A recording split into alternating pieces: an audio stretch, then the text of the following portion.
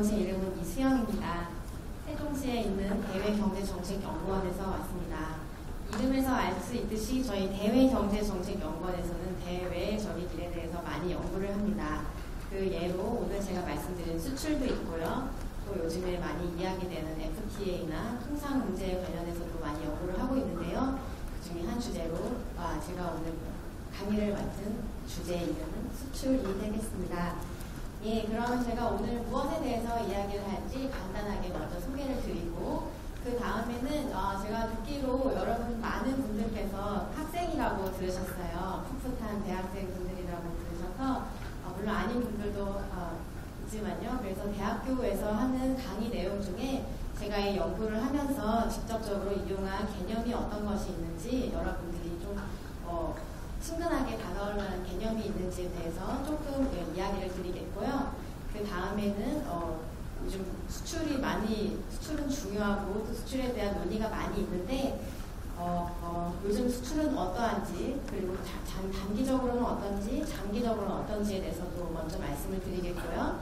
그렇다면 그 장기적으로 단기적으로 있는 수출의 추세가 왜 그런지에 대해서도 말씀을 드리겠습니다. 왜 그런지에 대해서는 사람들이 이야기하기를 경기 순환적과 구조적 요인이 있다고 말하는데요. 그 둘 다에 대해서 어떻게 우리가 분석하고 해석할 수 있는지 쉽고 간단하게 말씀드리도록 노력을 하겠습니다. 그 다음으로 마지막으로 살펴볼 내용은 그렇다면 최근 수출이 떨어진 곳, 증가한 곳도 있는데 어떠한 품목에서 많이 떨어졌는지 어떠한 나라에 대해서 수출이 어떻게 변하고 있는지 왜 그런지 말씀을 드리고 그리고 향후를 그렇다면 어떻게 될 것인가에 대해서 말씀드리겠습니다. 어떻게 보면 내용이 많을 수도 있지만 간단하게 제가 메시지를 중심으로 전달을 하도록 하겠습니다. 자, 그러면 시작해 보겠습니다. 내용 요약을 먼저 보시면 자, 우리나라의 최근 수출은 어땠을까요? 최근 5개월 정도를 보면은 굉장히 호조세입니다.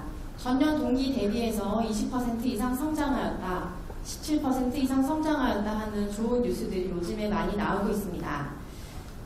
그런데 장기적으로는 어땠을까요? 장기적으로 봤을 때는 최근 10년간의 수출은 매우 다이나믹했습니다. 그 전에는 그냥 재미없게 쭉 올라가는 추세였는데 최근 10년간에는 아주 깊이 떨어졌다가 다시 올라왔다가 그것도 회복이 아주 빨랐다가 또 느려졌다가 또 떨어졌다가 이렇게 아주 다이나믹한 양상을 보였습니다. 왜 그랬을까요?에 대해서 우리 처음부터 살펴보도록 하겠습니다. 그래서 제가 연구를 해본 결과 2015년 이후에 수출이 상승하다가 다시 떨어졌던 적이 있는데요. 2015년, 16년, 2년 연속으로 하락했습니다. 그래서 왜 그랬을까 연구를 좀 해봤는데 거기에는 아무래도 경기 순환적인 요인, 단기적인 요인들이 많다는 결론을 얻을 수가 있었고요. 그 단기적인 요인에 영향을 미치는 요소들로는 경기 부진이나 아니면 유가가 저하됐다가 다시 올라간 것 이런 것들이 있다고 볼 수 있겠습니다. 그 다음에 2012년 이후에는 제가 아까 지난 최근 10년간의 수출이 이제 많은 다이나믹을 거쳤다고 했는데요. 2012년부터는 수출이 약간 굉장히 이렇게 움직이지 않고 또 성장률이 거의 0%에 가까운 양상을 보였는데 그럼 그건 왜 그랬을까? 학자들도 관심이 많고 정부기관들도 관심이 많습니다. 그래서 거기에 대해서는 상당한 구조적인 요인이 있다. 최근 수출의 양상은 2007년 이전에 아주 빠르게 성장하던 양상과는 구조적으로 달라진 면이 있다. 이런 이야기를 드릴 거고요. 무엇이 달라졌을까요? 소득이 많이 늘어날 때 수입을 국가들이 많이 했었는데 그것 자체가 좀 낮아졌다. 그리고 보호무역주의도 좀 많아진 것 같다. 또한 무역 장벽이 심화된 것 같다. 이러한 구조적인 요인들이 있다는 점에 대해서 말씀을 드리겠습니다. 그리고 마지막으로 두 번째가 되겠네요. 아까 말씀드린 대로 기업 규모나 산업, 교역 상대국, 그리고 상품 유형에 따라서 수출 둔화의 양상이 매우 다른데 왜 다르고 어떻게 다른지에 대해서 말씀드리겠고요. 그렇다면 이런 경기 순환적인 양상과 구조적인 양상을 고려했을 때 2017년이나 그 이후로 우리 수출은 어떠하게 움직일 것으로 전망되는가에 대해서도 말씀을 드리겠습니다. 자, 그렇다면 이제 이 구체적인 내용을 이야기하기 전에요. 여러분께서 경제 원론에서 배우셨을 법한 개념 5개를 제가 준비해 보았습니다. 아무렇게나 준비한 것은 아니고요. 저희 연구와 직접 관련이 있는 개념으로만 준비했습니다. 하나씩 살펴볼까요? 원론에서 말씀드린 것은 제가 총 5개가 있는데요. 첫 번째는 탄력성입니다. 두 번째는 성장률, 세 번째는 매출, 가격, 수량의 관계이고요. 다섯 번째는 비교 우위, 네 번째는 비교 우위, 다섯 번째는 생산 가능 곡선입니다. 자, 이 중에서 여러분께서 혹시 들어보셨던 것이 한 3개 정도 있다, 아니면 3개 더 이상 있다고 하시는 분들이 있으면 잠깐 손을 들어서 저에게 알려주시겠습니까? 네, 아주 많이 있으시군요. 그러면 한 1개 정도는 들어보았다 하시는 분도 있으신가요? 1개 이상이요. 아까 쓰셨던 분들 포함해서 하나 이상은 여기서 들어본 적이 있다 하시는 분들 다시 한 번만 손 들어주시겠습니까? 예, 감사합니다. 대부분 많이 들어보신 개념일 것 같습니다. 자, 첫 번째 탄력성은 무엇입니까? 탄력성은 예를 들어서 우리가 원론에서 수요의 가격 탄력성에 대해서 배웁니다. 그 정의는 다음과 같지요. 수요가 변했을 때 가격의 영향을 보고 싶은데 구하는 수식으로는 수요의 변화율을 가격의 변화율로 나눕니다. 그래서 가격이 1% 올라갔을 때 수요가 몇 % 올라갔을까? 이것을 우리가 수요의 가격 탄력성이라고 하죠. 저는 이 개념을 응용해서 소득의 무역 탄력성에 대해서 이따가 말씀드릴 예정입니다. 각 국가가 소득을 1% 증가시켰을 때 수입을 얼마나 증가시키는가, 이러한 관계가 2007년이나 2009년 그 전후로 해서 달라졌다고 분석이 되기 때문에 이 내용에 대해서 잠깐 말씀을 드렸고요. 다음은 성장률입니다. 성장률도 여러분께서 많이 알고 계시겠죠? 성장률은 얼만큼 증가했는가 혹은 감소했는가의 간단한 지표입니다. 성장률을 계산하는 방법으로는 많은 것이 있지만 가장 간단한 방법으로는 다음과 같은 것이 있습니다. 여기서 제가 수출 성장률을 만약에 구하고 싶다 그렇다면 올해 수출은 얼마고 작년 수출은 얼마인데 빼보니까 얼마가 나왔습니다. 그럼 그게 바로 성장률이 되지는 않지요. 그건 그냥 차익이고 그것을 작년의 수출로 나눠보면 그리고 100을 곱하면 몇 %가 나옵니다. 작년 수출의 크기에 비교해 봤을 때 이 차이가 얼마 정도 된다. 그것이 수출 성장률이라고 보시면 되겠죠. 성장률은 이번 분석에서 아주 많이 사용하게 됩니다. 그 다음은 매출, 가격, 수량의 관계입니다. 이것도 여러분들께서 잘 알고 계실 것입니다. 매출은 가격 곱하기 수량이 되겠습니다. 그렇죠? 그래서 여러분이 만약에 장사를 하시고 계시는데 붕어빵을 만약에 판다고 하시면 붕어빵 한 개가 100원입니다. 그리고 3개를 팔았습니다. 그럼 매출은 300원이 되겠죠? 작년에 300원 매출을 올렸는데 올해 매출이 200원으로 떨어졌습니다. 그렇다면 사람들이 궁금해합니다. 왜 매출이 떨어졌을까요? 요인은 이 식에 의하면 2가지가 있을 수 있겠습니다. 하나는 수량이 줄어들었기 때문에 있을 수 있고요. 작년에 3개 팔았는데 올해 2개 팔았다 라고 쉽게 말할 수 있겠죠? 하지만 그게 아닐 수도 있습니다. 올해는 3개도 똑같이 팔았는데 값이 3분의 2로 떨어졌다. 그렇게 되면 역시 올해 붕어빵 매출은 200원으로 줄어들 수 있겠죠? 그래서 물량 효과와 가격 효과를 사람들이 공부합니다. 그래서 경기 순환적 요인으로 공부할 때 수출이 떨어졌는데 왜 떨어졌을까요? 우리가 정말 물건을 조금 팔았기 때문일까요? 아니면 수출 가격이 떨어졌기 때문일까요? 라고 물어보았을 때 저식을 간단하게 이용해서 그 개념을 응용해서 우리가 가격 효과가 얼마나 있는지, 물량 효과가 얼마나 있는지 알 수가 있겠습니다. 자, 다음으로 넘어가 볼까요? 다음은 비교 우위입니다. 비교 우위에 대해서도 많이 들어보셨을 것입니다. 여러분이 어떤 일에 비교 우위가 있다고 할 때에는 그 일을 다른 사람보다 절대적으로 잘한다는 의미가 아닌 것들은 잘 알고 계시죠? 잠시만요.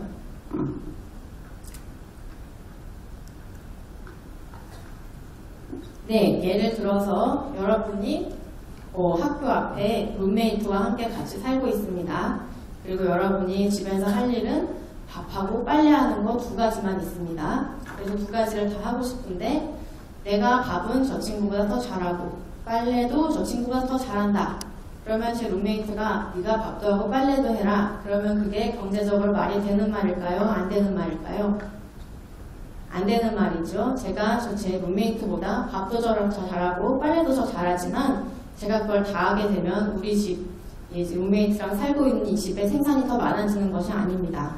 제가 상대적으로 더 밥을 잘한다고 하면 저는 밥을 하고 친구는 빨래를 하면 전체 생산량이 더 늘어나게 되죠. 그것이 바로 특허와 무역의 이익으로 설명되는 비교 우위의 개념입니다. 자, 그렇다면 생산 가능 곡선은 무엇입니까? Product Possibility Frontier라고 많이 부르는데요. 제가 여기 그래프에도 그려놨는데 재화가 하나가 있고 또 두 개, 경제에서 생산한 재화가 두 개가 있다고 합시다. 아까 말씀드린 것처럼 밥하고 빨래하는 서비스를 두 개 생산을 해야 한다. 그런데 저 PPF1은 처음에 원래 있었던 생산 가능 곡선이고요. 그래서 예를 들어서 밥을 한 단위 생산하고 빨래를 두 단위 할 수 있었다. 밥을 한 끼 만들고 빨래를 두 통 돌릴 수 있었는데 어떠한 요인으로 인해서 내가 혹은 우리 집이 이것을 더 잘하게 되었다라고 이렇게 생산 가능 곡선이 확대되기 위해서는 여러 가지 요인으로 인해서 그렇게 확대가 될 수 있겠는데요. 대표적인 것으로 무역이 있습니다. 여러분이 특허를 통해서 다른 나라와 무역을 하게 될 때 이 나라의 생산 가능 곡선도 더 커질 수가 있게 되는 것이죠. 자, 이렇게 5가지의 개념을 원론에서 알아보았습니다. 그 다음은 여러분이 학부에서 배우셨을 만한 개념으로 국제무역론에서 배우셨을 만한 것을 생각해 보았습니다. 이것은 약간 더 기본적인 것은 아니지만 들어보셨을 만한 개념일 것도 같습니다. 자, 하나씩 살펴볼까요? 첫 번째는 무역으로부터의 이득이라는 개념입니다. 두 번째는 보호무역주의, 세 번째는 반덤핑 관세, 네 번째는 중력방정식, 이것은 물리학에서도 쓰는 중력방정식이지만 국제무역론에서도 아주 많이 쓰이고 있습니다. 그 다음에 다섯 번째는 자유무역협정, 우리가 FTA라고 많이 부르고 있습니다. 그리고 여섯 번째는 관세가 있습니다. 자, 여러분께서 이 단어들을 보시고 또 저에게 한번 말씀해 주시면 좋겠습니다. 이 중에서 내가 3개 이상은 들어보았다 하는 분들은 한번 손 들어주시겠어요? 이번에도 아주 실적이 좋습니다. 많이 알고 계시는 개념이군요. 자, 이제 또 하나씩 살펴볼까요? 무역으로부터의 이득은 한국말로 하면 이렇게 긴 단어이지만 개인적 트레이드라고 해서 아주 무역 이론에서 자주 쓰는 개념입니다. 무역을 하면 이득이 발생합니다. 어떤 이득이 발생할까요?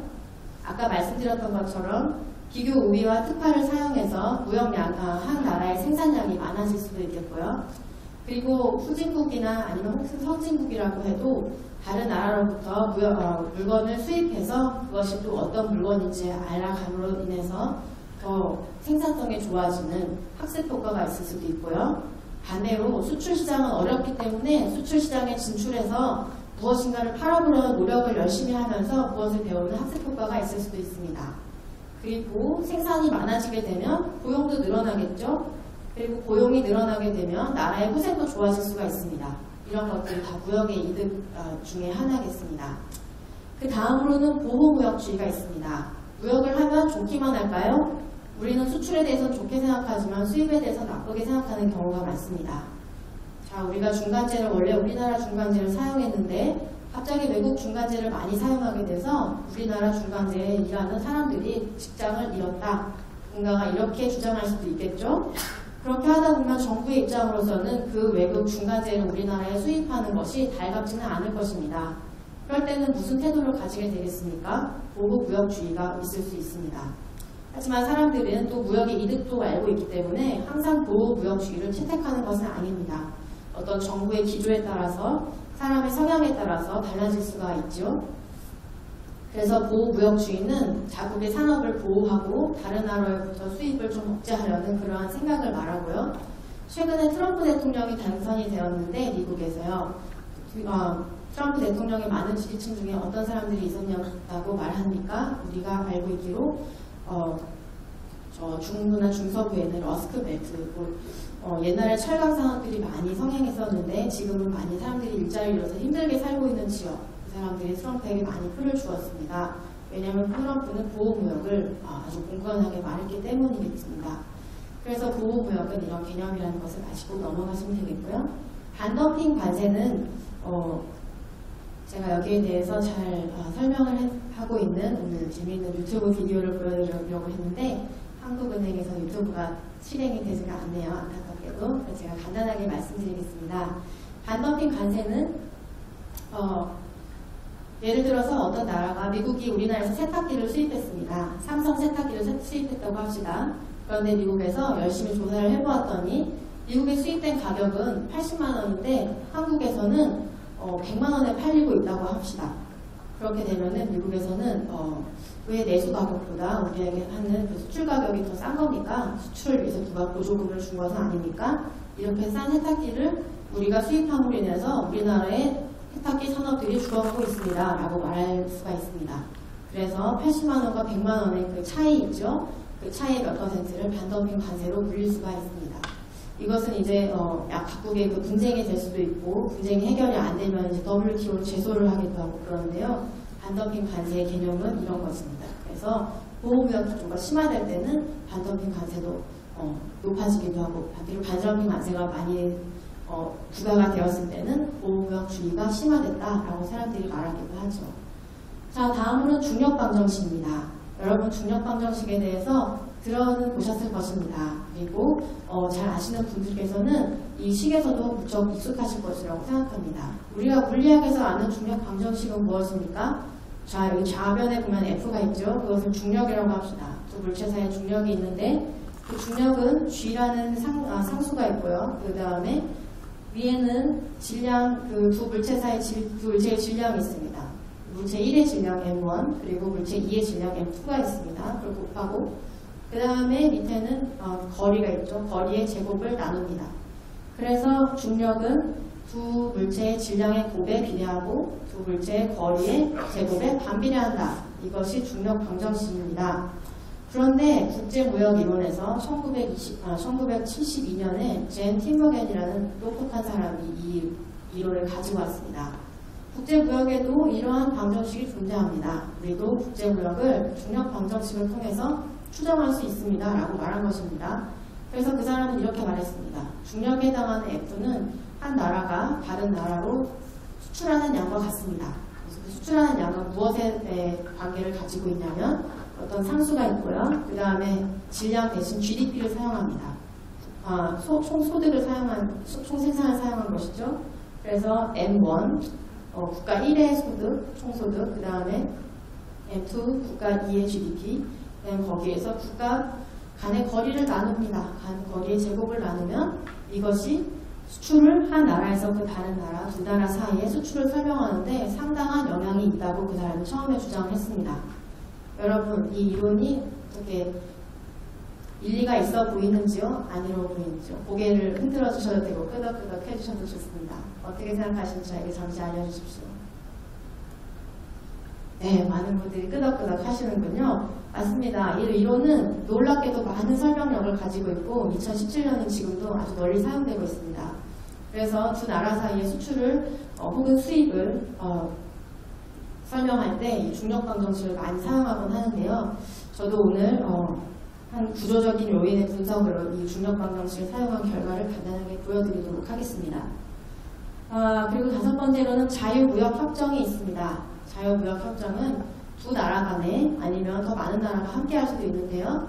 나라 간에 서로 관세를 서로 인하해주자는 협정을 맺는 것입니다. 그래서 관세도 인하해주고 여러 협정을 맺어서 이 두 나라 사이에 수입과 수출을 좀 더 자유롭게 하자. 그래서 우리 둘 나라 사이에 경제적 협력을 더 공고하게 하고 그 다음에 무역으로 이득을 많이 얻어봅시다. 이렇게 하는 것이 자유무역협정이죠. 그래서 우리나라는 2002년에 한국과 칠레에 처음 FTA를 시작으로 많은 나라와 FTA를 맺고 있어서 우리나라는 FTA 아주 모범적인 사례라고 볼 수가 있습니다. 수출로 성장한 나라답게 또 FTA도 많이 실현을 하고 있고요. 그리고 우리나라는 가입되어 있지 않지만 최근 미국에서 많이 하려고 추진했던 것은 하나 메가 FTA가 있는데요. TPP라고 해서 Trans-Pacific Partnership이라고 하는 그 12개 나라가 다 같이 FTA를 하는 협정을 하려고 했으나 트럼프가 반대해서 안 되는 것으로 되었죠. 그리고 외에도 다른 여러 메가 FTA도 있고요. 그래서 이 FTA가 있고요. 또 하나의 이따 개념으로 나올 것이니까 알아두시면 좋겠고, 마지막으로 관세는 무엇일까요? 관세는 여러분들께서 많이 알고 계실 것입니다. 다른 나라에서 물건을 수입해 들어올 때 세금을 추가로 붙이게 됩니다. 그렇죠? 저도 얼마 전에 미국에 있는 웹사이트 하나에서 제가 좋아하는 DVD를 하나 샀습니다. 가격을 따져보니까 미국이 더 싼 것 같아서 제가 그것을 딱 신청을 하고 2주나 기다려야 된다고 해서 이제 참을성을 가지고 기다리고 있었는데요. 제가 한 가지 하지 못한 것이 있습니다. 무엇이냐면 그 미국에서 제가 직구를 하려고 하면 신고를 해야 되더라고요. 우리나라의 관세청에 가서 무슨 번호를 받아와야 합니다. 번호를 받아서 미국에 그 배달해주는 페덱스인지 UPS인지 어디에다가 제가 그것을 번호를 딱 넣어놓고 기다리면 되는데 제가 그것을 모르고 번호를 안 넣고 이름만 넣고 기다리니까 한 달이 지나도 오지를 않습니다. 그래서 아직도 받아보지 못했는데요. 거기서 관세를 매길 방법이 없으니까 저한테 매달 배달을 못하고 있는 것이겠죠. 여러분 직구를 해도 관세를 이렇게 내야 됩니다. 합법적으로는. 그래서 우리가 이런 관세 개념에 대해서도 알 수가 있겠습니다. 자, 이제 제가 준비한 경제학의 기본 개념은 여기까지고요. 이것을 통해서 우리가 그러면 수출을 어떻게 해석하고 어떤 통계가 있고 왜 그런지에 대해서 이제 본격적으로 살펴보도록 하겠습니다. 우리나라는 수출에 대해서 더 민감한 나라입니다. 사실 그렇지 않은 나라가 별로 없는 것 같습니다. 미국에서도 강대국이지만 보호무역주의를 그렇게 강조하는 것은 그 자유무역에 얼마나 많은 영향을 끼치는지를 잘 알고 있기 때문이겠습니다. 하지만 우리나라의 영향은 정말 대단합니다. 세계의 경제학자들이 아주 깜짝 놀란 영향을 우리나라에 불러왔죠. 그것은 하나로 한강의 기적이라고 불리는 우리나라의 놀라운 경제 성장의 동력으로 수출이 있었다는 것입니다. 여러분들도 많이 알고 계시겠지만 우리나라가 처음에는 전쟁 뒤로 아주 참화가 된 나라여서 유명한 경제학자도 이 나라가 다시 회복하려면 100년은 기다려야 될 거다. 그런데 지금 우리나라가 옛날 그 50년대에 비하면 아주 잘 살고 있습니다. 그 성장 동력으로 수출이 있기 때문에 수출이 얼마나 증가했는가 또 얼마나 감소했는가에 대해서 정부나 사람들 또한 많은 관심을 가지고 있습니다. 자, 무역에나 동영상이 있는데 이것을 여러분께서 기회가 되시면 찾아보시면 좋을 것 같고요. 2015년 무역의 날이었는데 이 12월 5일입니다. 그래서 우리나라 12월 5일만 되면 이제 무역의 날을 이렇게 축하하는데 여기에서 이렇게 말했던 사람이 뭐라고 하냐면 여러분 오늘은 무역의 날입니다. 그래서 우리나라가 이렇게 성장하는데 무역이 있었습니다. 그러나 2015년 무역의 날은 무척 우울합니다.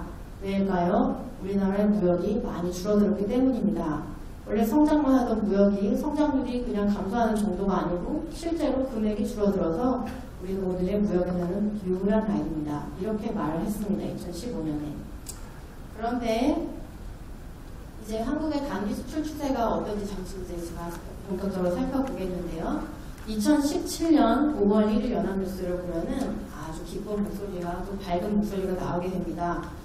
5개월 연속 혹은 6개월 연속 우리나라 수출이 성장세를 보이면서 아주 호조를 많이 보일 것 같고 많은 사람들이 기대감에 들떠 있습니다. 이런 식의 기사가 정확히는 아니지만 그런 어투가 나오게 됩니다.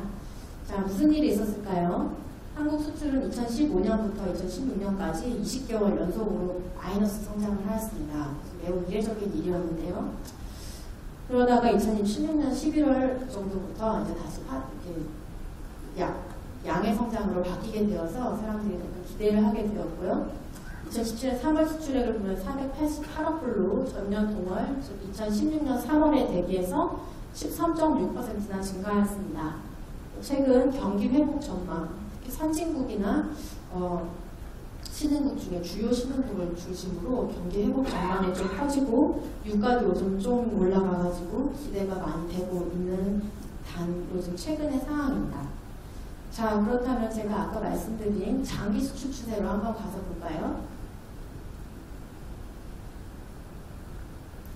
자, 제가 아까 말씀드렸는데 한국 수출은 2008년 초까지 장기간 성장을 지속하였으나 2008년 글로벌 금융위기 이후 아주 많은 사건을 경험하였다고 말씀드렸습니다. 제가 1980년부터 2015년 말 정도까지 데이터를 IMF에서 가져다가 여러분에게 보여드리는데요. 1980년부터 2007년까지 보시면 그다지 큰 사건은 없습니다. 가끔 수출이 이렇게 가끔 잠시 제자리 성장을 할 때도 있지만 그런 것은 한국에 국한된 지역적인 사건이었고요. 전체 세계로 봐서도 그런 일은 별로 일어나지 않았습니다. 왜 이렇게 급속하게 성장했을까 사람들이 생각해 보니까 중국, 세계 공장이라고 불리는 중국이 세계로 많이 들어와서 공장 역할을 많이 하면서 중간재가 중국에서 다 나오기도 하고 세종재가 또 다시 수출이 되고 하고 하면서 무역이 급격히 성장을 했습니다. 그런데 2008년 정도에 무역이 아주 급격히 떨어지는데 이때 보시면 저 성장률이 오른쪽에 있는 축으로 보면 퍼센트를 볼 수 있는데 거의 한 우리나라 무역 성장이 30% 정도, 수출 성장이 30% 정도 크게 감소를 한 일이 있습니다. 이것은 2008년과 2009년에 나타난 글로벌 금융위기 때문인데요. 글로벌 금융위기 때 이렇게 너무나 크게 수출이 갑자기 떨어졌기 때문에 또 경제학자들이 모여서 이게 무슨 일인가 하고 많이 생각을 해보았는데 이때 원인은 그 금융위기, 직접적인 원인은 금융위기이고요. 그것을 선진국발로 이제 전 세계에 퍼지게 되었는데 요즘은 무역을 워낙 많이 하기 때문에 한 나라가 무역이 무너지면 다른 나라도 같이 도미노처럼 무너지는 효과가 있습니다. 그래서 우리나라까지도 이렇게 많이 떨어지게 됐습니다. 자, 근데 그게 한 거의 6개월 사이에 30% 정도 떨어졌는데요. 그 이후로는 이제 전 세계가 다시 글로벌 금융위기에서 회복을 하면서 빠르게 다시 회복을 했습니다. 우리나라 성장은 세계 성장보다 더 빠른 편입니다. 빠르게 성장을 해서 이제 괜찮다라고 생각을 했는데 2012년 이후부터 무슨 일이 일어났습니까? 성장을 다시 안 하는 겁니다. 회복은 했지만 거기서 잘하지 않고 제자리 걸음을 멈춰 있었기 때문에 또 많은 걱정을 하게 된 상황에서 2015년 제가 2년 연속 수출이 하락했다고 했습니다. 다시 그 하락이 시작된 것입니다. 수출 하락은 우리나라에서 굉장히 예외적인 일입니다. 2008년에 30% 하는 것을 많은 충격을 얻었지만 보시면 굉장히 예외적인 일이라는 것, 최근 한 3, 40년간에 2번밖에 없었다는 것을 여러분이 보실 수 있을 것입니다. 자, 그러면 좀 더 자세한 숫자를 한번 살펴볼까요? 최근 10년간만 먼저 보겠습니다. 10년간 보면 금융위기 전, 아까 제가 말씀드린 글로벌 파이낸셜 크라이시스죠. 그것이 그 전에는 우리나라의 분기별 평균 성장률이 15% 정도였습니다. 상당히 빠르게 성장을 하는 것이 우리나라의 평균적이었습니다. 그런데 무역 폭락 때 이것은 아까 좀 다른 이유는 저게 평균 수출 성장률이기 때문이죠. 21% 정도 평균적으로 떨어졌고요. 2009년 2분기까지요. 그 다음에 폭락에서 회복할 때는 그 이전과 같이 15%로 상당히 빠르게 회복했습니다. 그런데 2012년부터 2014년까지 한 3년간 주둔화, 거의 0에 가까운 성장을 하게 됐습니다. 그 다음에 2015년 하락할 때는 10%에 가깝게 하락을 하게 됐습니다. 아주 큰 숫자입니다. 그리고 하락에서 회복했을 때 지금 회복하고 있긴 하지만 2016년까지로 보면 그 회복세를 봐도 성장이 네거티브라는 것을 볼 수가 있겠습니다. 우리나라만 그럴까요? 아닙니다. 잠깐 이게 아니군요. 제가 아까 말씀드린 두 가지 사건이 있는데요. 여기에 아주 2008년에 크게 떨어졌을 때는 너무 크게 떨어져서 사람들이 여기에 이름을 붙여주었습니다. 그 이름이 있고요. 그 다음에 2002년 이후 둔화에 대해서 이름을 붙여주었는데 첫 번째 크게 떨어졌을 때는 세계무역 폭락이라고 해서 30% 이상 세계무역이 떨어진 사건을 일컫고요. 여기에 대한 연구가 많이 진행이 되었습니다. 그리고 세계무역 둔화 또한 2011년 이후부터 완만하게 거의 성장이 없는 이 상태에 대해서도 최근 연구가 아주 활발하게 진행되고 있습니다.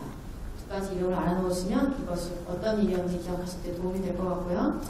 우리나라에서만 이런 일이 있었던 것은 아닙니다. 여기 이름이 말해주시듯이 세계무역 둔화, 세계무역 폭락입니다.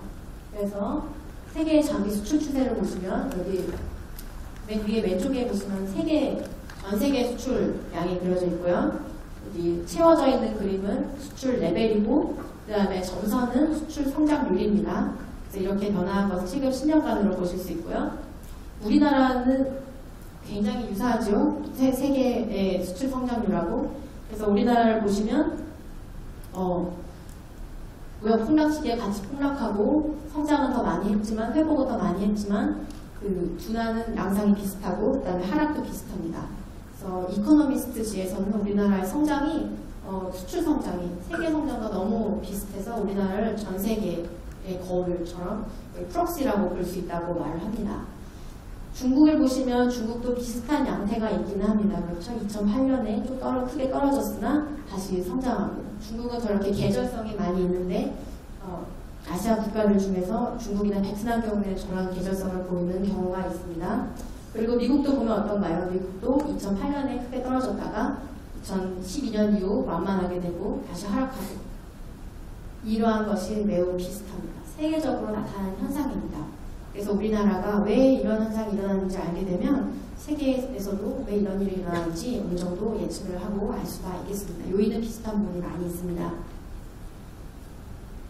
자, 그래서 사람들이 저는 이제 더 최근으로 이제 초점을 맞추겠는데요. 최근 2002년 이후에 여러분이 보셨다시피 수출 성장이 거의 0에 가깝게 수출 잘하지 않고 0의 성장을 하였고 2015년에 급기야 떨어졌고 2016년이 되니까 다시 올라가고 지금은 이제 막 올라가는 호조를 보이고 있습니다. 왜 그럴까에 대해서 공부를 많이 했겠죠. 그래서 2012년 이후에 일어난 이런 현상에 대해서 어떤 사람들은 이건 경기 순환적인 요인이 더 크다. 지금 GDP, 국내 소득이 많이 부침을 하고 신흥국 경기도 어렵기 때문에 그리고 또 유가도 낮아지고 이렇기 때문에 경기 순환적 요인이고 경기가 회복되면 예전처럼 수출이 다시 성장할 수도 있다. 이렇게 생각하는 사람들이 있고요. 다른 사람들은 아니다. 이것은 구조적인 영향이 큰 것이다. 수출 자체가 근본적으로 변화하였다. 중국이 옛날에 중국이 세계 공장으로 그렇게 활동하던 처음에 이렇게 들어오던 때와는 달리 중국도 이제 좀 성장해서 내수에 더 집중을 하고 있고 그래서 앞으로 수출이 예전 같지는 않을 것이다. 그리고 요즘 보호무역주의도 많고 구조적으로 성장은 수출은 예전과 달라졌다. 이렇게 말하는 사람들이 있습니다. 여기에 대해서 정답에 대해서는 아직 모든 사람이 다 동의하는 바는 없습니다.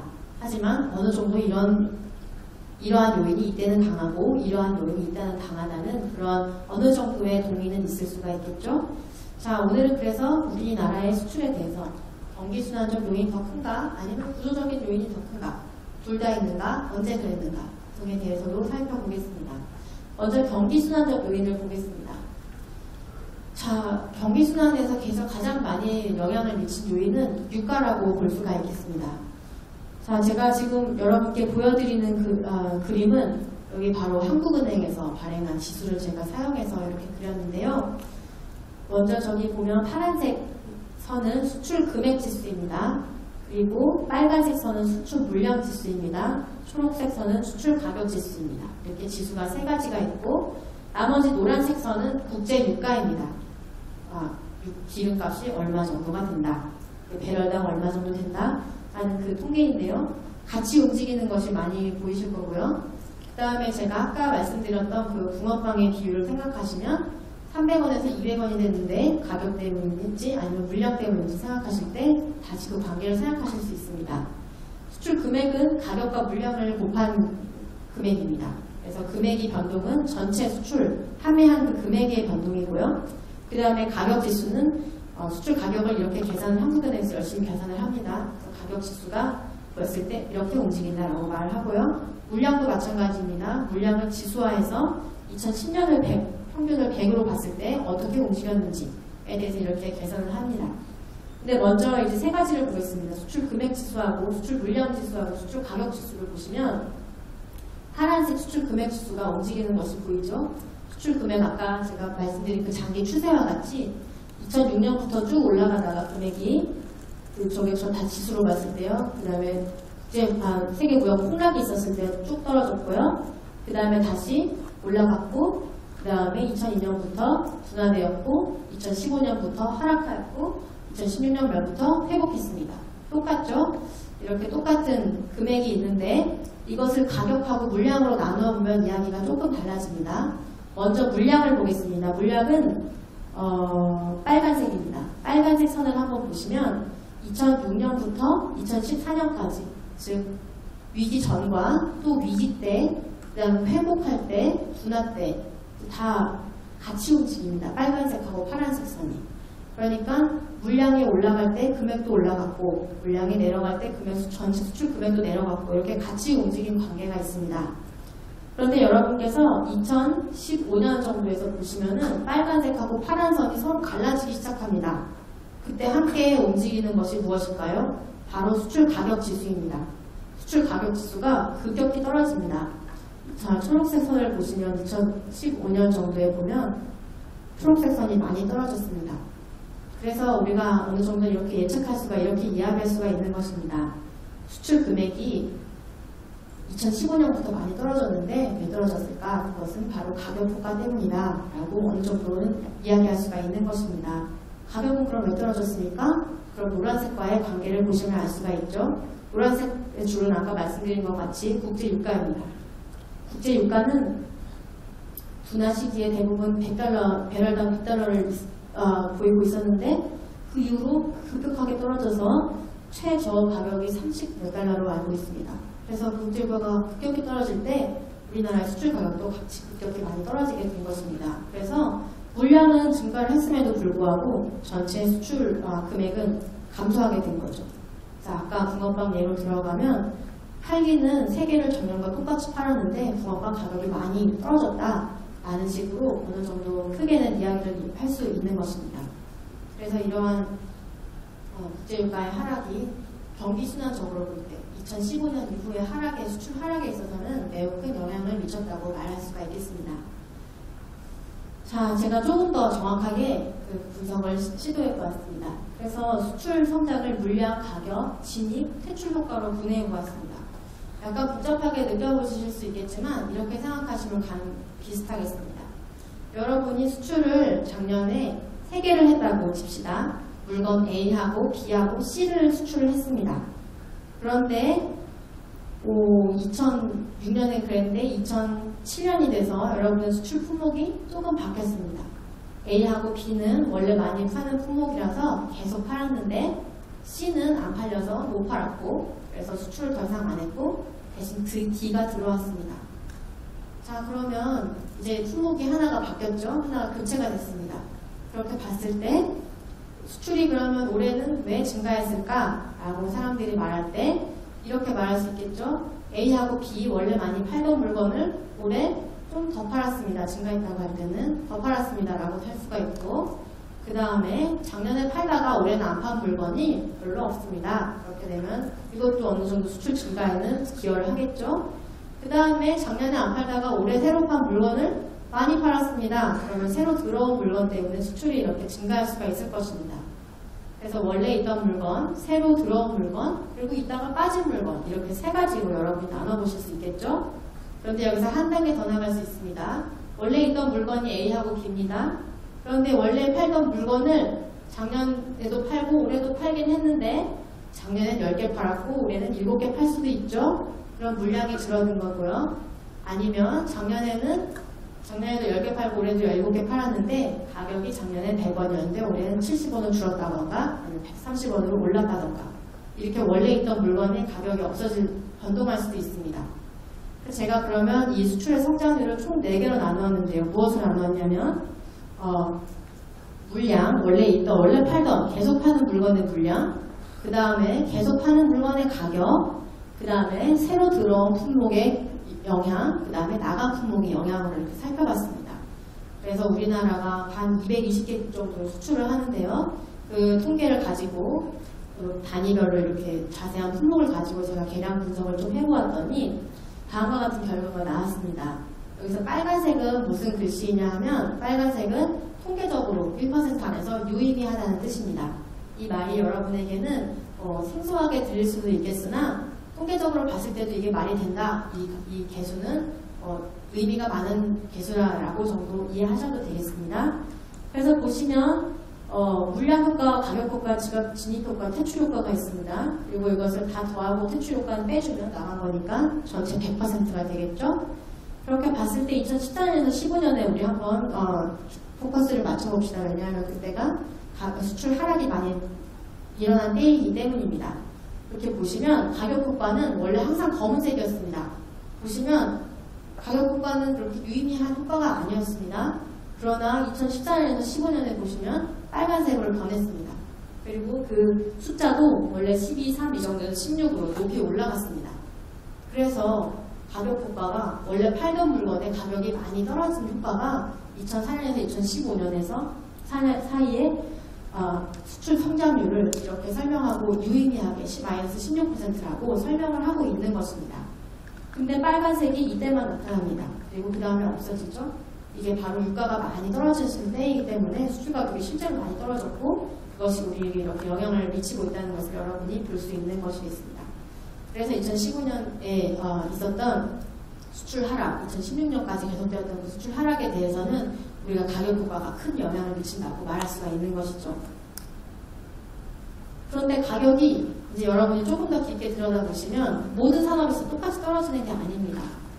어떤 산업에서는 가격이 유가가 똑같이 유가는 하나니까 어떤 평균적으로 봤을 때 두바이유, 텍사스유 이런 것 평균을 봤을 때 다 100에서 평균 38로 떨어졌다고 합시다.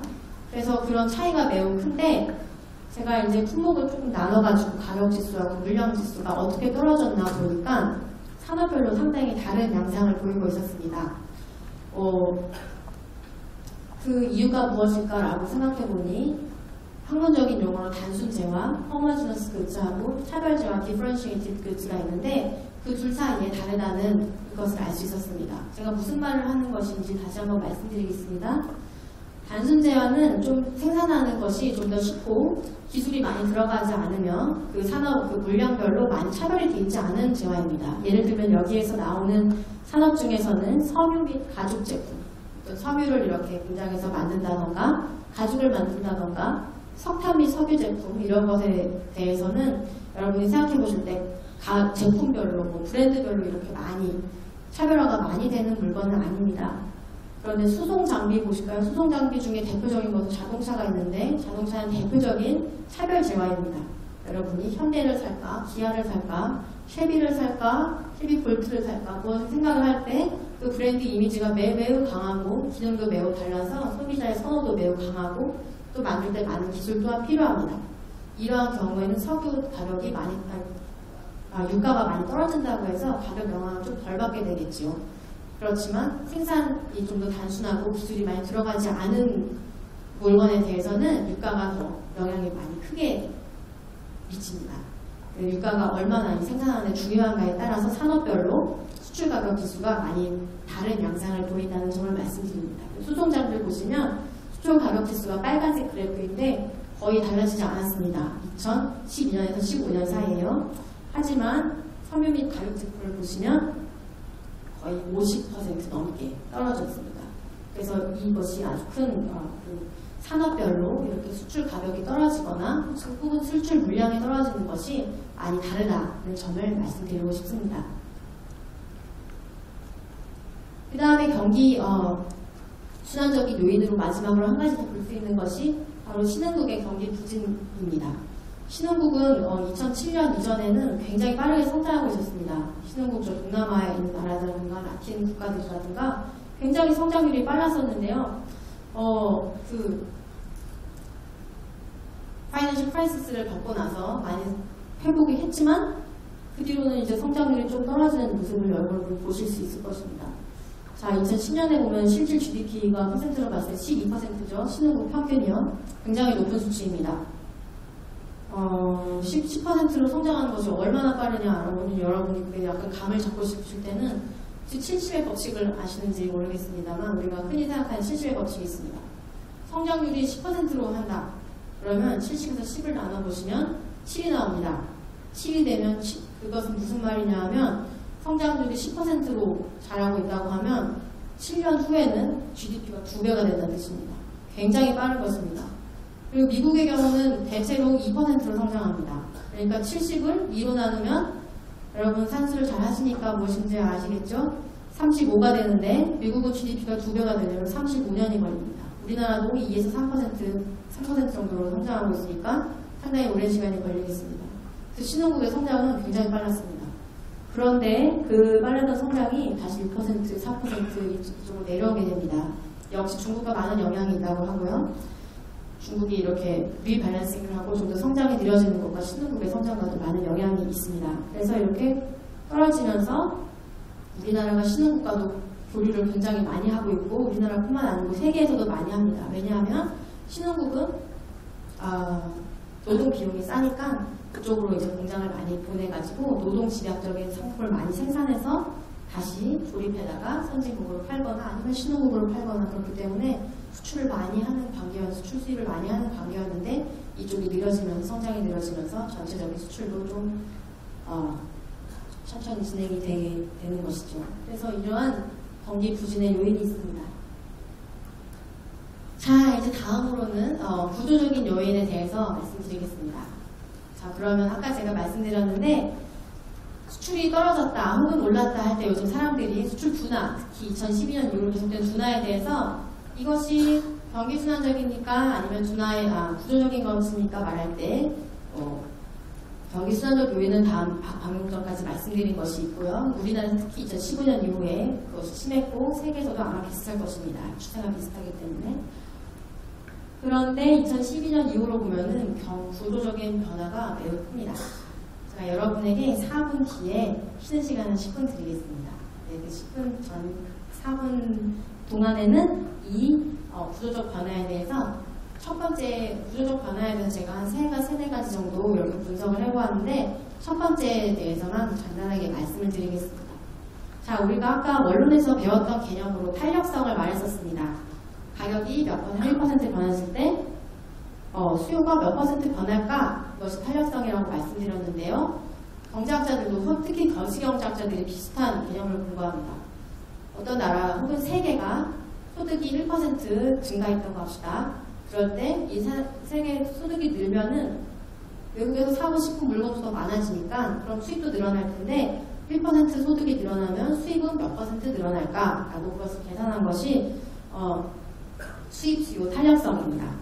계산을 해보니까 자, 세계의 경우는 제가 그럼 세계가 수출하는 상품이 한국 상품일 때랑 또 세계 상품일 때랑 나눠서 분석을 해봤는데요.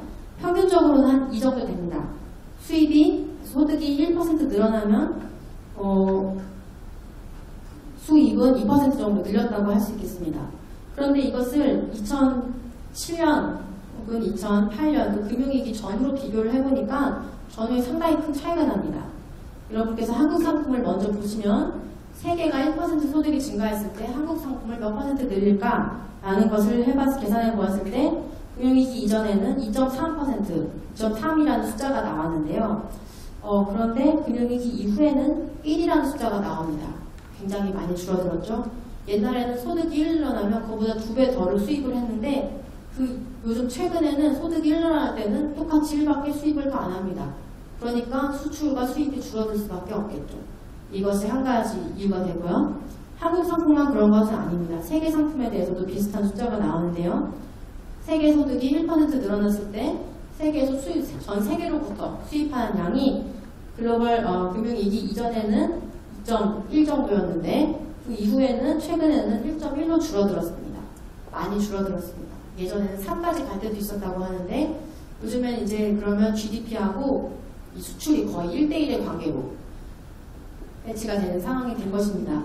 근데 그 국가 주체를 세계로만 봤을 때는 이러한데 중국에 갔을 때도 유사합니다. 중국에서 이 장기 수입 수요 탄력성을 봤을 때 2008년 이전에는 2.8로 굉장히 높았는데 2010년 이후에는 마이너스가 나오는 상황까지 떨어졌습니다. 한국 상품에 대해서요. 그리고 세계 상품에 대해서는 2008년까지는 2.27이었는데 후엔 역시 여기도 아주 경미하지만 마이너스로 떨어졌습니다. 그래서 중국이 굉장히 무역에서 차지하는 비중이 큰데 이렇게 수입 수요 탄력성이 낮아졌기 때문에 전 세계적으로도 수입 수요 탄력성이 낮아졌다고 할 수 있는 것이죠. 여기서 한 가지 주의할 점은 이 마이너스 탄력성이라는 것이 그러면은 수입이 1% 소득이 1% 늘어났을 때 수입을 그보다 덜 한다는 이야기인데 그것이 정말 말이 되는 것일까라는 생각이 들 수도 있습니다. 그리고 여기에서는 통계적 유의성이 좀 떨어집니다. 중국이라는 나라 자체가 여기 약간 변화가 많고 장기 시계열이 짧기 때문에 유의성이 약간 떨어지지만 하지만 세계의 경우에 유의성이 매우 높고요.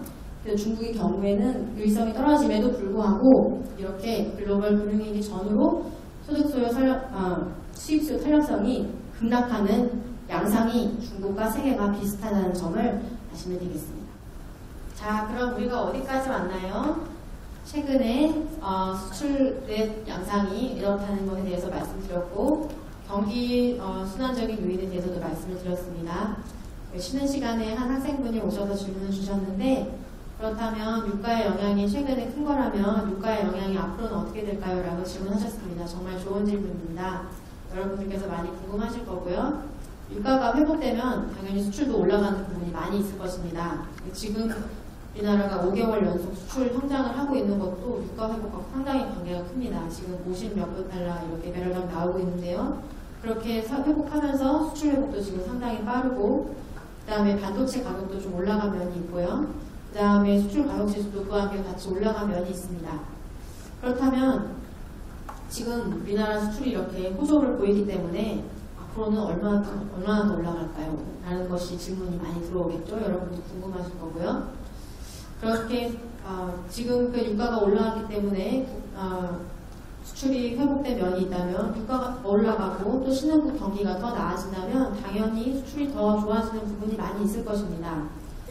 하지만 그렇다고 해서 예전과 같이 우리가 아까 보았던 그 1980년대, 90년대, 2000년대 초반까지 그러한 빠른 수출의 성장이 가능할 것일까? 라고 건강한 질문을 한다면 약간 회의적인 면도 있을 수가 있습니다. 그 중에 하나는 방금 말씀드렸던 것처럼 세계 수입수가 구조적으로 좀 변화하였습니다. 예전에는 소득이 늘어날 때 수입을 많이 했지만 이제 그것이 조금 줄어들고 있습니다.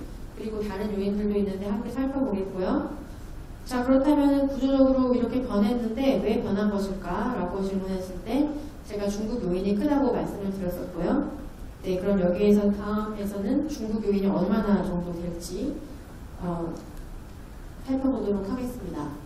중국이 아까 말씀드렸던 것처럼 세계 공장이라고 불리면서 이제 세계 경제 속으로 많이 편입이 될 때는 많이 수출도 같이 올라갔지만 이제 그것이 좀 달라지고 있습니다. 리밸런싱이라는 용어도 쓰기도 하고요.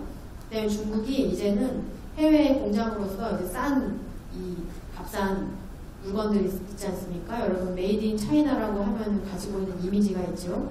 이런 값싼 물건들을 생산하는데 이제 더 이상 초점을 그렇게 맞추지 않고 이제는 세계보다는 중국 내수에 초점을 맞추겠다.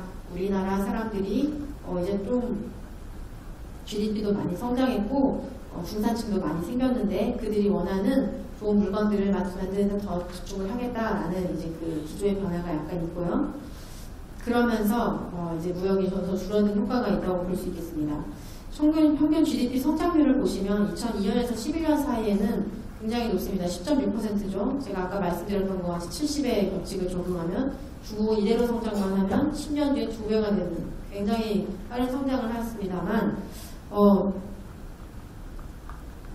2012년에서 15년을 보시면 성장률 평균이 7.4%로 떨어졌고요. IMF에서는 2020년 정도 되면은 5.9%로 낮아질 거라고 예상을 하고 있습니다. 그러니까 중국이 내수 중심으로 돌아간다는 그 면을 여기에서 여러분이 함께 생각을 하실 수가 있겠습니다. 자, 다음으로는 보호무역과 관련된 조치에 대해서 알아보겠습니다. 보호무역 조치로 제가 한 2가지 정도 말씀을 드리려고 하는데요.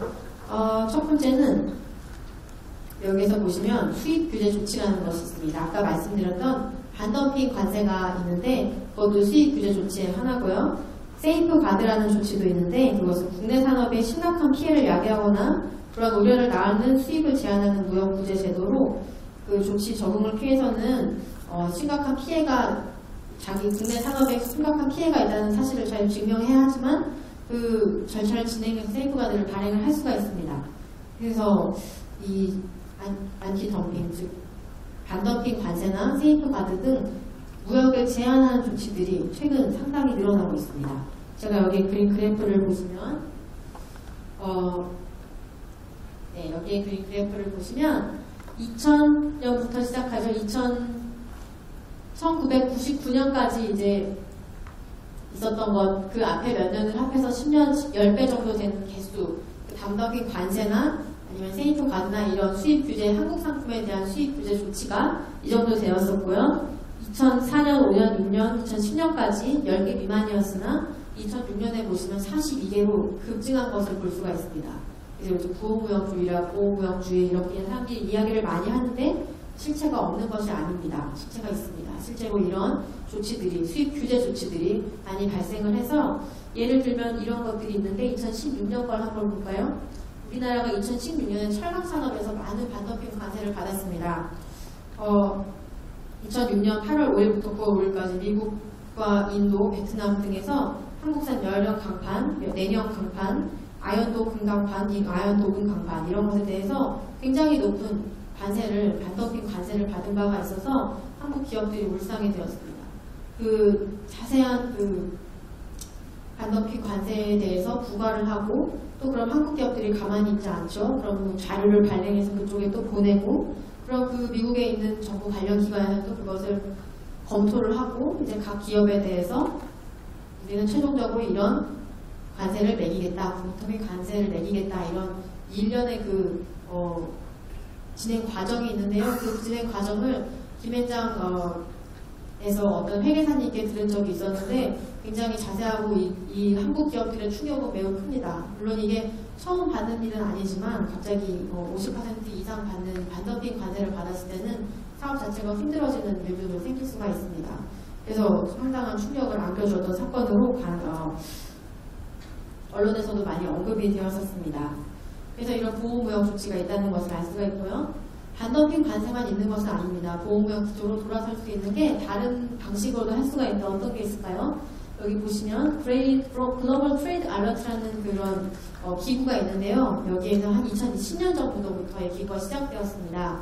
2008년, 9년에 그 무역 폭락을 받고 나서 그 뒤로부터 이제 보호무역 조치에 대해서 이제 많이 찾아다니고 각 국에 있는 어떤 제도가 변화할 때 거기에 대해서 이제 리포트를 하는 기구인데요. 거기에 집계에 따르면 현재 미국이 가지고 있는 관련 조치의 건수가 993개에 이른다고 합니다. 어떻게 이렇게 많을 수가 있을까요? 거기에 보면 이제 자세한 이제 그 각각의 조치에 대해서 나와 있는데 여러분이 예를 보시면 이것이 어떤 내용을 담고 있는지 간단히 아실 수 있을 것입니다. 예 1번을 보시면 미국에서 2016년 말에 업으로 이렇게 사인을 한 수도 기반 시설 개선법이라는 법이 있습니다. 여기에서 보면은 바이 아메리카라고 해서 자국의 철강을 사용해야 된다는 규정이 이 법안에도 들어있는데요. 그래서 수도 기반 시설에 쓰이는 철거 강철을 미국산만 사용할 것을 내용을 담고 있습니다. 미국의 철강 산업이 상당히 지금 나쁘까지라고는 할 수 없지만 그렇게 크게 발전하지 못하는 상황에서 이제 그 산업을 많이 보호해 주려고 하는 조치라고 볼 수 있겠습니다. 그리고 두 번째 예로 든 것은 캐나다에서 수입차 등록국에서 부과하는 수입차 등록세인데요. 2017년 1월부터 갑자기 미국에서 수입된 차를 등록할 때는 100불을 더 올려서 받겠다. 이런 식으로 조치를 내렸습니다. 195불에서 295불로 그 수입차 등록세가 올라가게 되면 아무래도 미국 차를 사고자 하는 캐나다 소비자의 그 심리가 약간 위축될 수는 있겠죠. 이런 식으로 그렇게 크진 않아도 영향을 미치는 보호무역 주의들이 요즘 많이 나타나고 있습니다. 자, 그렇다면 다른 나라로 이제 무역을 수출을 하거나 할 때 진입하는 대한 무역 장벽들이 있을 텐데 장벽엔 여러 가지가 있을 수 있습니다. 아까 말씀드린 것 같은 반덤핑 관세를 잘 부과하는 산업이라든가 아니면 비관세 장벽이라고 해서 실제로 보이지는 관세로 이렇게 이 산업의 경우 몇 % 관세를 내야 합니다 라고 써있지는 않지만 국내 제도에 맞춰야 되고 원산지 증명을 내야 하고 이런 일련의 과정들이 매우 복잡해서 저 나라 이 산업에서는 매우 수출을 하기 어렵다라고 생각을 하게 만드는 그런 실제로 그렇게 되는 산업들이 많이 있을 수가 있습니다. 그러한 장벽에 대해서 비관세 장벽이라고 많이 부르기도 하는데요. 관세 장벽이나 비관세 장벽이나 이렇게 무역 장벽이 있을 수가 있습니다. 제가 무역 장벽을 도출을 좀 해보았는데 그 사용하는 방식의 핵심은 아까 말씀드린 중력 방정식입니다. 아까 말씀드렸듯이 수출을 두 나라 간의 수출을 잴 때 두 나라의 GDP를 그리고 거리가 많이 영향을 미친다는 그 중력 방정식을 사용을 했는데요. 그 중력 방정식을 사용해서 어느 정도 설명되는 수출의 양이 있을 텐데 설명되지 않는 부분은 모두 무역 장벽이다 라고 가정하고 무역 장벽을 도출하는 방식입니다. 그렇게 해서 방식 계산을 할 때 그러면 그 수치가 어떻게 나오냐 하면 이 나라는 마치 관세가 22% 정도 있는 것과 같은 무역 장벽을 가지고 있습니다. 혹은 32%입니다. 이렇게 관세와 같은 관세 동치로 수치가 나오게 됩니다. 그래서 그것을 계산해 보았는데 우리나라와 교역을 많이 하는 중국, 미국, 일본, 베트남 등의 10대 교육국을 가지고 제가 계산을 해보았습니다. 그랬더니 2010년 정도 이후에 보면 여러분께서 보실 수 있는 추세가 대부분 증가하는 추세입니다. 자, 여기에서 주의할 점은 여기서 나오는 그 관세 수치를 우리가 실제로 65%라고 문자 그대로 말하기는 어렵습니다. 왜냐하면 여러 과정이 다르기 때문에. 하지만 우리가 볼 수 있는 것은 그 수치 자체보다는 올라간다는 추세입니다. 지금 무역장벽을 계산을 해보았을 때 무역장벽이 점점 더 높아지고 있는 나라들이 대부분이라는 것입니다. 그래서 이것이 우려가 되는 부분이 있다고 할 수가 있겠습니다. 보호무역기조라는 것이 실제로 있나 사람들이 생각을 할 때 반덤핑 관세나 보호무역 조치뿐만 아니고 반덤핑 이제 무역장벽으로도 측정을 해보았을 때도 비슷한 결과를 나온다고 말씀드릴 수가 있겠죠. 다만 한 가지 예외가 있다면 여기서 베트남의 경우에 보면 좀 많이 낮아지고 있는데요. 베트남의 경우는 삼성에서 많이 요즘 투자를 해서 수출 유관형 투자라고 불리우는 그런 투자도 많이 들어가 있고 그래서 수출이 많이 된 면도 있는데 예외적으로 좀 낮아지는 측면이 있습니다. 그래서 앞으로 베트남이나 베트남 또 혹은 다른 아세안 국가들은 여기에서 10대 무역국에 포함되지 않기 때문에 제가 분석 대상에는 넣지 않았지만 그러한 나라들과 우리나라의 향후 수출에 대한 전망이 매우 높다고 볼 수가 있겠죠. 그래서 아까 말씀드렸던 FTA가 있는데요. 자유무역 협정이 우리나라하고 베트남에 이미 체결이 되어 있습니다. 벌써 한 1년 되었고요. 그 다음에 아세안 지역 국가들하고는 우리나라하고 FTA 체결한 지 한 10년 정도 되었는데 그래서 그런 벌써 체결된 FTA가 있는데 그것을 활용하는 활용률을 한번 찾아보면 그렇게 높지가 않은 면이 있습니다. 아무래도 선진국보다는 이런 개도국에서는 활용률이 더 많이 나오지 않는 측면이 있는데 그런 활용률을 높일 수 있는 방안을 찾아본다면 향후 수출에 많은 도움이 될 것입니다. 자, 그리고 아까 비교 우위 얘기도 제가 했었는데요. 그러면 이렇게 우리나라가 지금 수출이 많이 떨어지고 있는데 이것이 얼마나 우려할 부분입니까? 라고 물어보고 그렇다면 우리나라가 다른 나라가 다 떨어지니까 같이 떨어지는 것일까요? 아니면 우리나라의 경쟁력이 좀 어느 정도 떨어지는 부분이 있는 것일까요? 라고 물어보았을 때 제가 이런 수치를 약간은 제시할 수가 있겠습니다. 현시 비교 우위라는 개념을 가지고 왔는데요. 아까 말씀드린 비교 우위하고 연계해서 생각해 보시면 조금 다르지만 비슷한 면이 있습니다. 현시 비교 우위는 우리나라가 어떤 특정 산업에서 세계 수출하는 우리나라에 수출하는 그 비중이 있을 것입니다. 세계 수출에 비해서 우리나라가 만약에 우리나라가 세계에서 그 산업에 차지하는 수출 비중이 4%다. 그런데 우리나라 전체가 세계에서 수출하는 비중은 3%에 불과하다. 그러면 3보다 4가 더 큽니다. 그래서 이 지수에 따르면 위에 4가 들어가고 밑에 3이 들어가서 1보다 더 크게 됩니다. 그래서 우리나라 전체 수출보다 어떤 특정 산업에서 세계에서 그 산업에서 차지하는 비중이 클 때 비교 우위가 있다라고 말하는 그런 현시 비교 우위라는 지수가 있는데요.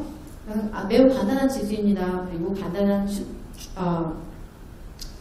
변화 추이를 볼 수 있는 지수인데 이 지수를 가지고 생각해보면 1보다 크면 그 산업이 어느 정도 세계에서 수출 비교 우위가 있다고 말할 수 있고요. 1보다 작으면 우리나라 하는 전체 수출보다 그 산업에서 하는 수출 비중이 작기 때문에 비교 여류에 있다라고 간단하게 말을 하는데요. 그것이 어떻게 변화하고 있을까요? 자, 이제 계산된 자료를 살펴보니까 다음과 같았습니다. 전체 우리나라 제조업을 한 22개 정도로 나누어서 봤을 때 그 중에서 18개 산업에서 현시 비교 우위가 떨어지고 있었던 것을 확인할 수 있었습니다.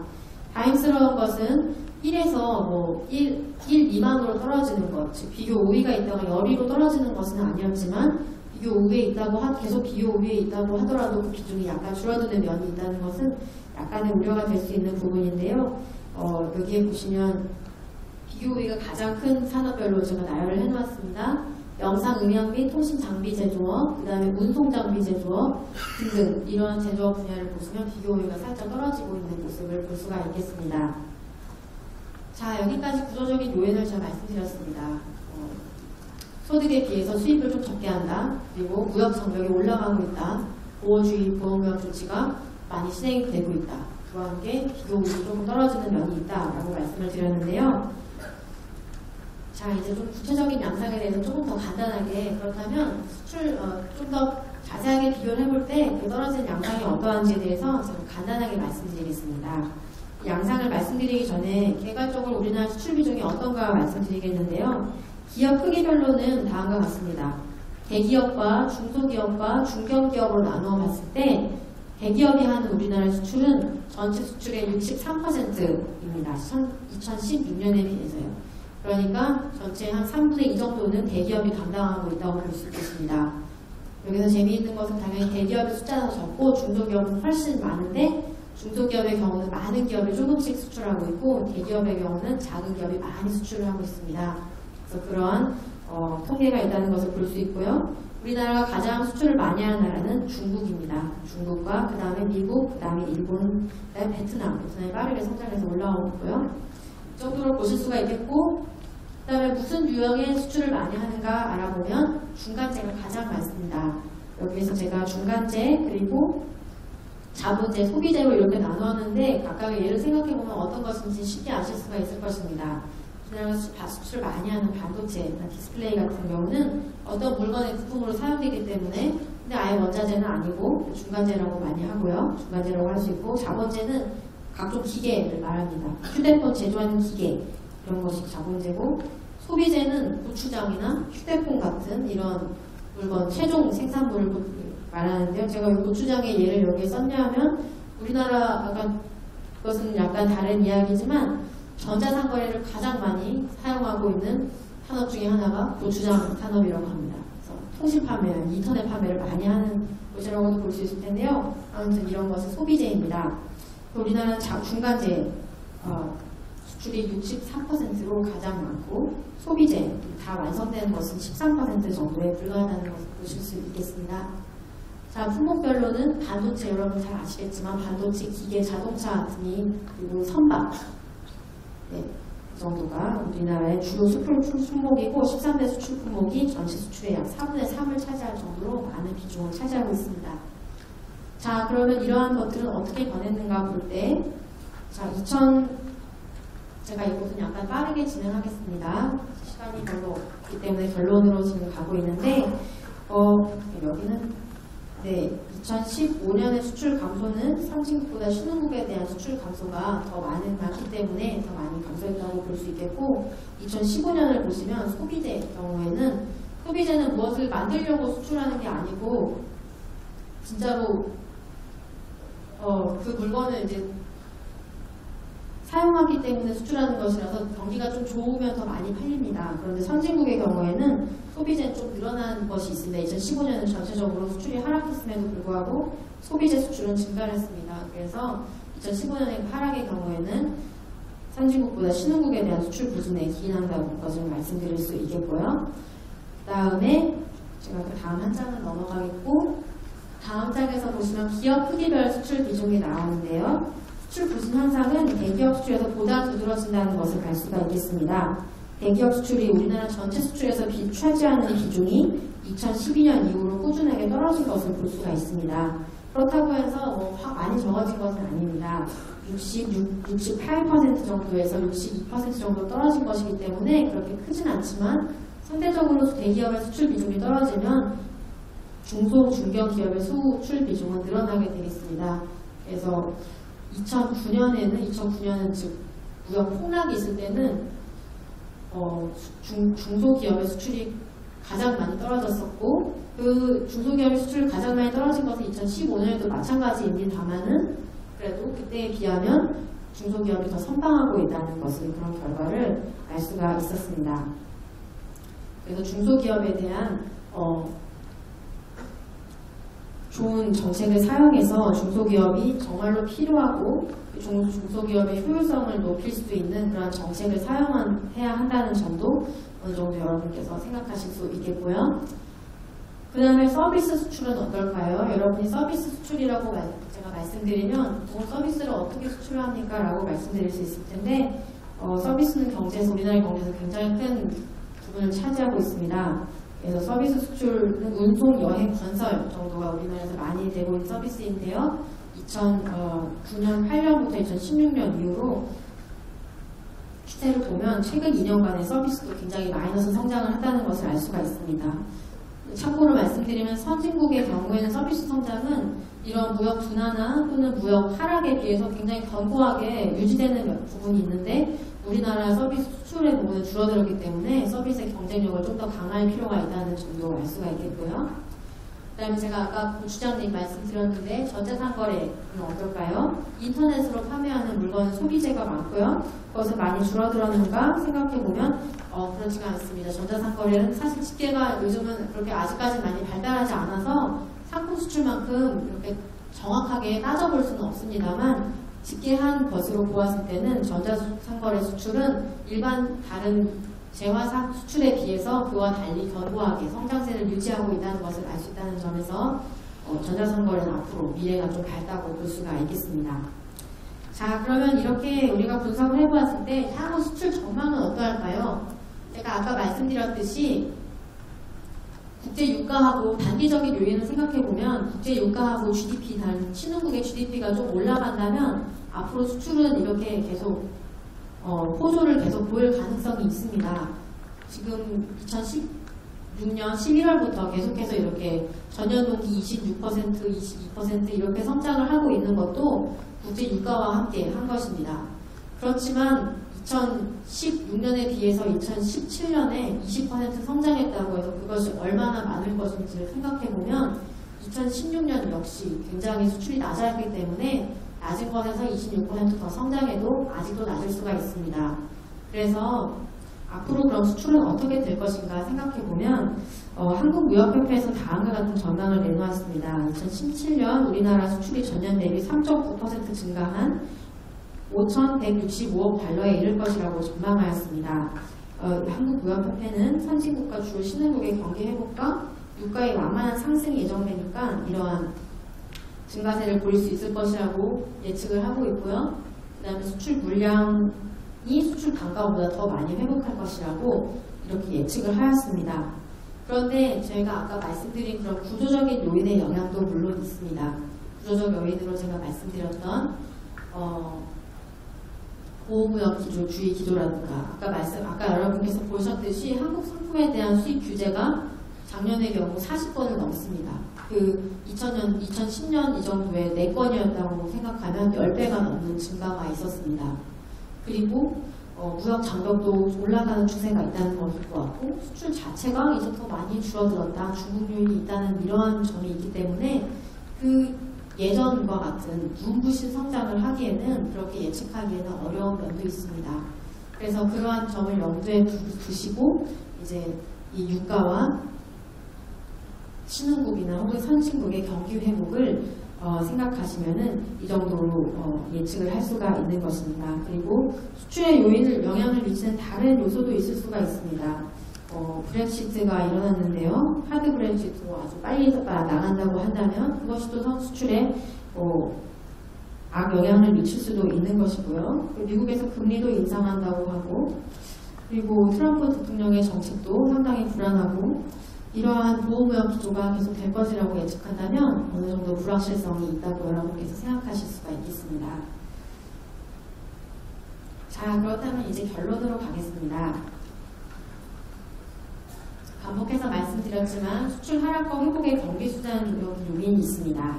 2015년 이후에 수출 하락이 계속됐는데 2016년 말까지 계속됐는데 국제유가와 신흥국의 경기와 많은 관련이 있었고요. 그 다음에 왜 유가가 떨어져서 구체적으로 무엇에 영향을 미쳤는가 우리가 보았을 때 수출 물량보다는 수출 가격에 많은 영향을 미쳐서 수출 물량은 계속 증가를 해왔음에도 불구하고 가격이 너무 많이 떨어져서 수출 금액이 떨어졌다는 점을 볼 수가 있겠고요. 최근에 많이 회복을 하면서 수출 가격도 좀 회복을 하고 물량도 여전히 팔고 있어서 수출이 요즘 회복하는 것으로 여러분이 볼 수가 있겠습니다. 그리고 산업별로 다르다는 점도 제가 말씀을 드렸는데요. 모든 산업에서 똑같이 되는 것이 아니고 산업의 R&D가 얼마나 필요한 산업이냐, 얼마나 차별되는 재화를 만든 산업이냐에 따라서 더 많이 영향을 받기도 하고 적게 받기도 합니다. 그리고 향후 유가는 점진적으로 상승할 것으로 예상이 되지만 소폭 상승 전망이 우세합니다. 그래서 앞으로 어떻게 될 것인가 좀 지켜볼 필요가 있겠습니다. 그 다음으로 제가 구조적 요인도 말씀을 드렸었습니다. 자, 최근 국제무역이 여러분께서 제가 가장 드리고자 하는 말씀은 수출 최근 좋아졌다라는 기사가 나오거나 할 때 좋아졌으니까 앞으로 좋아지겠구나 이렇게 생각하는 것보다는 장기적인 추세를 봐서 수출이 얼마나 그 지난 10년간 어떤 이 변화를 겪어왔는가, 어떻게 폭락하고, 사실 폭락의 영향 그때 너무나 그 파이낸셜 크라이시스가 너무나 독특한 현상이고, 어떤 거시경제학자가 얼마 전에 저희 연구원에서 연구한 바에 따르면 그런 식의 크라이시스가 일어날 확률은 만년에 한 번 일어난다고 해요. 그 사람의 그 모델이 예측하는 바에 대해서는 잘 일어나지 않는 현상이고, 앞으로도 잘 일어나지는 않겠죠. 그렇게 심하게 떨어지는 것은. 하지만 그것이 다가 아니고 그 뒤로 무역 둔화가 계속되고, 이것도 세계가 최근에 경험하지 못한 일이었기 때문에 그 무역 둔화에서 지금 하락했다가 회복하는 그런 퍼스펙티브를 여러분께서 보시고 이 수출에 대한 그 통계를 좀 읽으셨으면 하는 것이 저의 생각입니다. 네, 오늘의 강의는 여기까지 하겠고요. 뒤에 제가 한 가지 더 써놓은 것이 구역 상대국 및 구역 품목에 영향이 있다고 말씀드렸고, 정책 위반자들로서는 옛날에는 뭐 수출 5개년 계획 이렇게 세워서 했지만 더 이상 그렇게 되지 않습니다. 왜냐하면 수출 품목에 따라서 국가에 따라서 많은 차이가 있기 때문입니다. 그래서 맞춤형 전략이 많이 필요하겠고, 그 뒤에도 더 활용률을 높일 필요가 있겠다는 짧은 정책적 시사점을 말씀드립니다. 네, 이제 정말 여기까지 하겠습니다. 그 질문이 있으신 분들은 말씀해 주시면 좋겠습니다.